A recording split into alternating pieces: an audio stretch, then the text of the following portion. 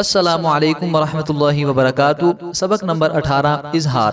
कायदा नंबर 1, नून साकिन या तनवीन के बाद अगर हमजा हा, आइन हा, गैन खा में से कोई हर्फ आए तो वहाँ इजहार होगा, यानी गुन्ना नहीं होगा।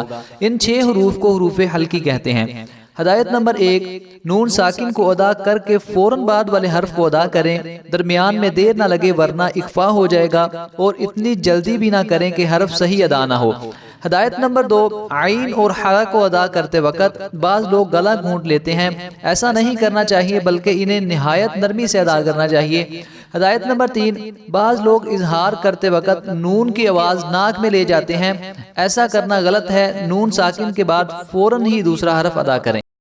मीम ज़ेर नून मिन, हा पेश हु, मिन्हु, अन्हु, अखुन्हु, मिन हिकमतिन, मिन इल्मिन, मिन खिलाफिन, मन आमन, अन अम्री, मिन गैरी, मिन हकीमिन, मिन अदाबिन, मिन खैरिन, मिन खौफिन, फमन ऊतिया, मन हौलहा, यन्हौना, अलमुनखनिक़तु, अन्अमत, यन्हितून, अज़ाबन अलीमन, बिगुलामिन हलीमिन, जुरूफिन हारिन, फुलानन खलीलन, रफ़रफ़िन खुद्रिन, यन्इक़ु, नूहन हदैना,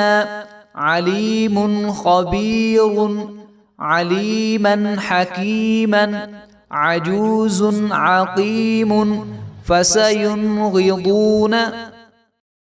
हिज्जे का तरीका। मन आमना के हिज्जे इस तरह होंगे। मीम जबर नून मन, हमजा खड़ा जबर आ, मन आ, मीम जबर मा, मन आमा, नून जबर ना, मन आमना। इसी तरह बाकी कलिमात के हिज्जे होंगे। हदायत नंबर 4, बाज लोग इजहार वाले कलिमात में इजहार करते वक्त सख्ता भी कर देते हैं।